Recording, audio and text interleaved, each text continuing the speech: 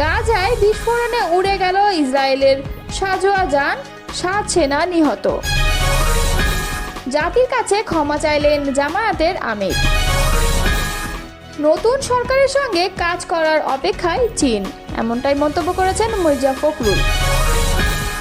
সিইসির সঙ্গে বৈঠকে জামায়াতের প্রতিনিধি দল। এতক্ষণ শুনছিলেন সংবাদ শিরোনাম, এবারে বিস্তারিত।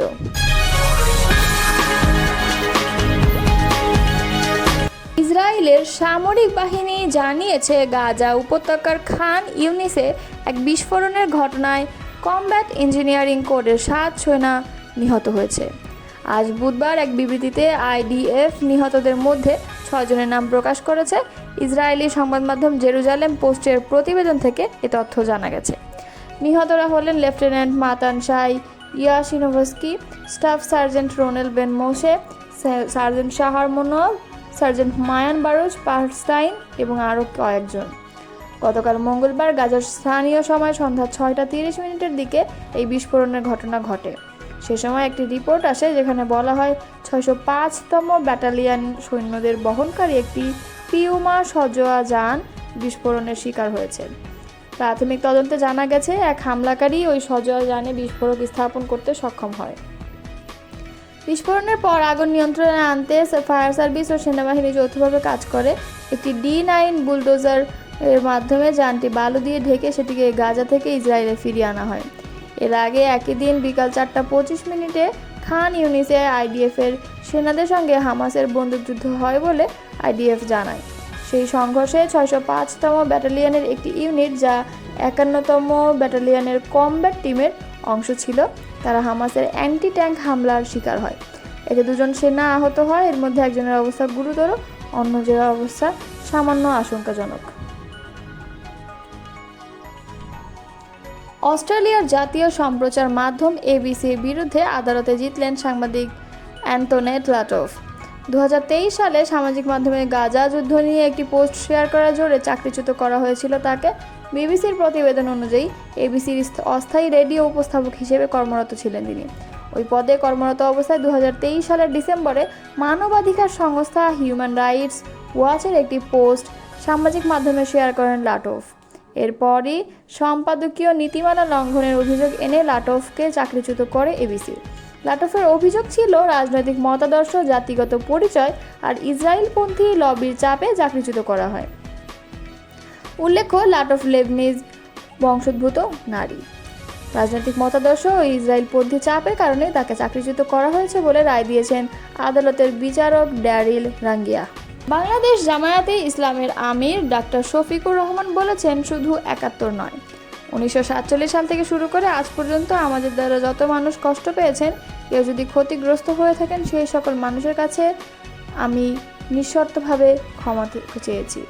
সম্প্রতি একটি টকশো অনুষ্ঠানে তিনি এই কথা বলেন। অনুষ্ঠানে তাকে প্রশ্ন করা হয়, যুদ্ধ অপরাধের মামলায় জামায়াত নেতা এটিএম আজহারুল ইসলাম খালাস পাওয়ার পর আপনি একটি সংবাদ সম্মেলনে বলেছেন, জামায়াত ইসলাম বা তার কোনো নেতাকর্মীর মাধ্যমে কেউ ক্ষতিগ্রস্ত হয়ে থাকলে তার কাছে নিঃশর্ত ক্ষমা চাই। এই ক্ষমা প্রার্থনায় কি মুক্তিযুদ্ধের সময়টাও আছে কিনা সেটা সেদিন আপনি স্পষ্ট করেননি, আজকে এটা স্পষ্ট করবেন কি? অনেকেই প্রশ্ন করছেন যে জামায়াতের আমির ক্ষমা কিসের জন্য চাইলেন। জবাবে জামায়াতের আমির বলেন, শুধু 71 নয়, 1947 সাল থেকে শুরু করে আজ পর্যন্ত আমাদের দ্বারা যত মানুষ কষ্ট পেয়েছেন, কেউ যদি ক্ষতিগ্রস্ত হয়ে থাকেন, সেই সকল মানুষের কাছে আমি বিনা শর্তে ক্ষমা চেয়েছি।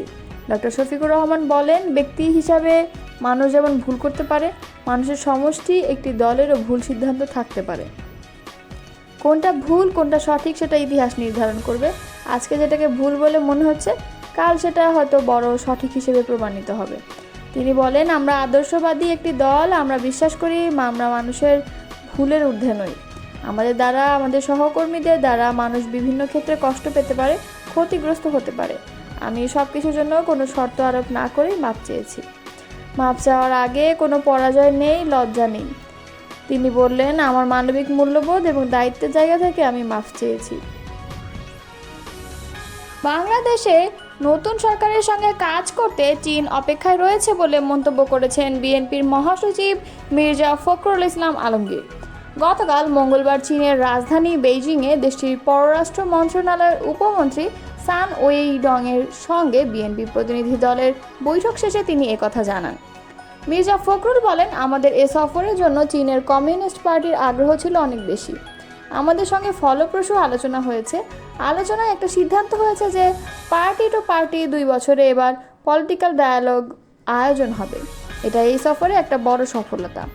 এর মধ্যে দিয়ে চীনের সঙ্গে বিএনপির অভূতপূর্ব সম্পর্ক স্থাপিত হতে যাচ্ছে। চীন বাংলাদেশের উন্নয়নকে গুরুত্ব দেবে। একই সঙ্গে তারা বলেছে, উন্নয়নের সঙ্গে জনগণকে যেন সবচেয়ে বেশি গুরুত্ব দেওয়া হয়। চীনের পক্ষ থেকে বাংলাদেশে একটি অবাধ ও সুষ্ঠু নির্বাচনের প্রত্যাশা করা হয়েছে বলে জানান মির্জা ফখরুল। তিনি জানান, বৈঠকে বাংলাদেশের পক্ষ থেকে কৃষি, শিল্প, গার্মেন্টস, স্বাস্থ্য, অবকাঠামো উন্নয়নে চীনের সহায়তা অব্যাহত রাখা, বাণিজ্য অসমতা দূরীকরণে পদক্ষেপ গ্রহণ সহ আধুনিক প্রযুক্তি কর্মদক্ষতা বাড়ানোর বিষয়ে সহায়তা দেওয়ার আহ্বান জানিয়েছেন তিনি। বৈঠকে আরও উপস্থিত ছিলেন বিএনপি স্থায়ী কমিটির সদস্য মির্জা আব্বাস, গয়েশ্বর চন্দ্র রায়, সেলিম রহমান, চেয়ারপারসনের উপদেষ্টা জহিরুদ্দিন স্বপন, ইসমাইল জবিউল্লাহ, মিডিয়া সেলের আহ্বায়ক ডাক্তার মওদুদ হোসেন, আলমগীর পাভেল এবং চেয়ারপারসনের একান্ত সচিব বিএম আব্দুল সাত্তার। এর আগে গত সোমবার 1.5 ঘন্টার বৈঠকে বিএনপি ও চীনের কমিউনিস্ট পার্টি এবং উভয় দেশের মধ্যে বিদ্যমান সম্পর্ক আরও কীভাবে দৃঢ় করা যায়, দক্ষিণ এশীয় অঞ্চলের ভূ রাজনীতি প্রভৃতি বিষয় নিয়ে আলোচনা হয়। চীন সফররত বিএনপি প্রতিনিধি দলের একজন সদস্য জানান, বৈঠকে চীনের ন্যাশনাল পিপলস কংগ্রেসের স্ট্যান্ডিং কমিটির ভাইস চেয়ারম্যান, বিএনপির ভারপ্রাপ্ত চেয়ারম্যান তারেক রহমানকে দেশটি সফরে আনুষ্ঠানিক আমন্ত্রণ জানিয়েছেন। বিএনপি প্রতিনিধি দলের 28 জুন দেশে ফেরার কথা রয়েছে। প্রধান নির্বাচন কমিশনার এএমএম নাসির উদ্দিনের সঙ্গে বৈঠকে বসেছে জামায়াতের 3 সদস্যের প্রতিনিধি দল।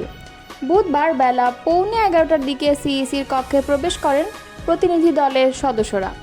এর আগে 10:40 নির্বাচন কমিশনে আসে কেন্দ্রীয় সহকারী সেক্রেটারি জেনারেল এইচ.এম.